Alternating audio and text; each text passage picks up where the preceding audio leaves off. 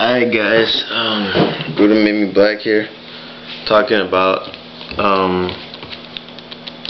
basically habits, like how to be a good player, from picking your deck to for habits when you play, basically how to be a pro. So first thing about being a pro, pick a right deck, pick a deck that you're gonna win with. Basically, I'm saying that you'll never go wrong with a meta deck, and never run a meta deck like somebody tells you to, or net deck something, because that's not how you play.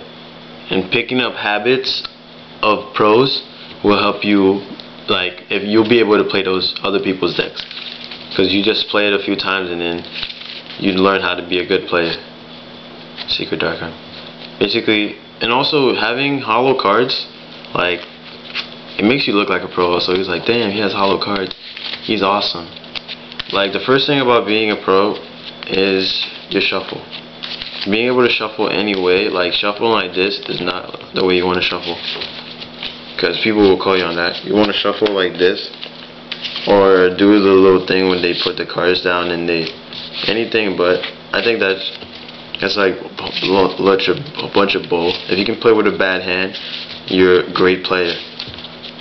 So you never want to, like, being a pro, you want to be like very patient. You want to be very patient. You never want to look like you're so hurried to do your move. Like, you want to go.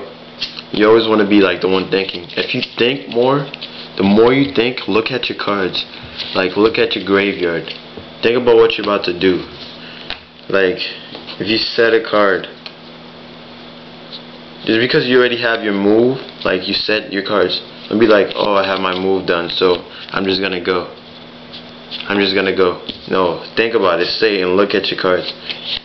Play mind games, because it's like poker. You're playing poker. And be happy. Love to do bluffs, but never overextend with your cards. Like, and you go like end turn. They go.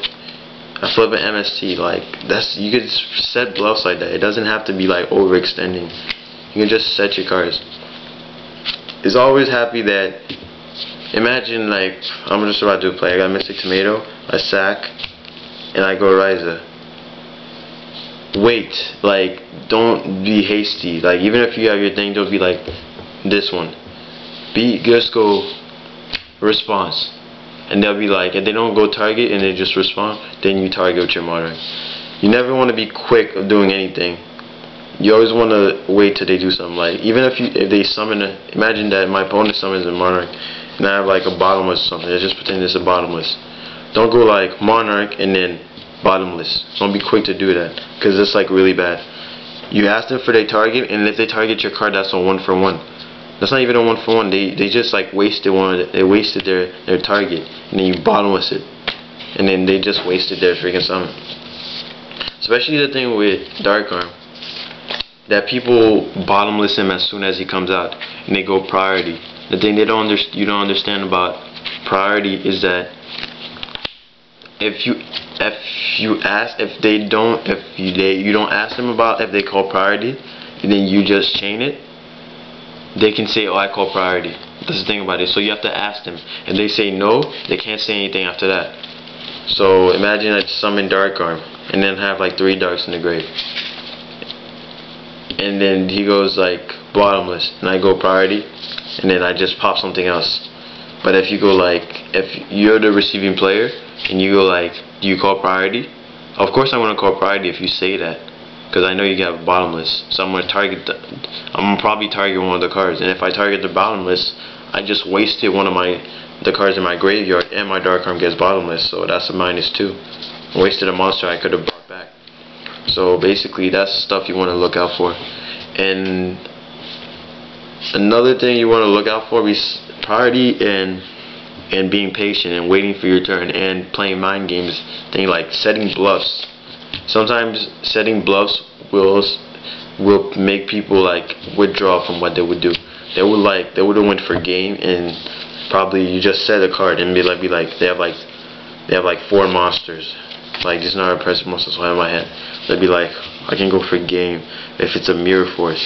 So I'll put this in defense and this one in defense and attack for 28. And then you have like a stupid my body as a shield on the field. And I think it's a mirror force. And then they'll try to pop your monster, and then you just my body. Oh my god, I thought it was a mirror force. Oh, that's scary. When you could have went for a game without doing anything. So that's the thing about it. You gotta be patient. Don't be overextending like that. Another thing that's good is people like the hand shuffle. That's another thing that gets in your opponent's nerve. Like you look at them and you hand shuffle. When you hand shuffle, it's because you're thinking. It helps you think. I like the hand shuffle. You just take your cards and then you pull the cards back and you hand shuffle. Hand shuffling is like a great way to play with your opponents, because he makes your opponent think that you're thinking like you're a good player. Because players that think are good players, and always looking at all your options. When you have a graveyard, a hand, and a few cards on the field, even if you have like maybe 2 cards in the field, looking at your graveyard and see what all your options are, and not overextending is so quick. Like you don't want to drop your hand. You don't want to drop your hand first turn. Like you don't want to, if you have like 5 cards in your hand and then you go set, and then summon, and then they just heavy you. Oh my god. And like you only can play 1 Solemn and 3 Dark Bribes, you get heavy. You just want to set one thing that you might need. Say I need Fitting Swing Wind Blast, so I set 1 and I keep the rest in my hand. That's like keep the rest in my hand, and then if they heavy, I probably lose 1 if they have nothing for me to Wind Blast, but I'll probably drop 2. If I had said this and you had heavy, I would have lost this anyway. But by doing this, I can probably Wind Blast something else, and I have these other cards in my hand. Once they play heavy, you can be like, well, I don't care, I'll set this. But you can always bait the heavy, because you can set 1 thing you might need and 1 thing that's not that important for you to lose. So they're heavy. You lose 2 instead of using 4. You still have cards in your hand to play.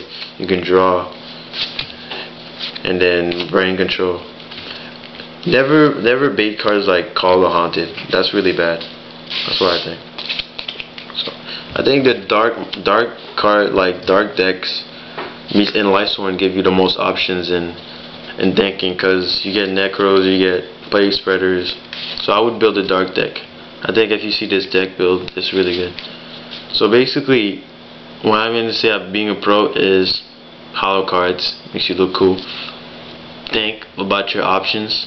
Never to overextend unless you can go for a game, or you can really take a big advantage. But even that, always ask for how many cards in their hand, because how many cards in their hand say what kind of comeback they can do and how much you want to overextend. If they have 2 cards in their hand, probably you want to overextend and keep protection, so they can't do that much, and then you'll go for a game. Alright, you already overextended, but by the time they get up with you, you'll draw cards too. Second thing, not always ask for priority, but on most monsters, even if you don't need them to call priority, ask them to call priority, because they can like waste priority, sometimes. They'll be like, we didn't call priority and you have nothing for them, say you call priority, and they call priority, and it's good. It's never bad to ask them if they call priority. I can tell you that for sure. It's never bad. It's always good. It's always good. I can tell you that for sure. Alright. Dark Arm.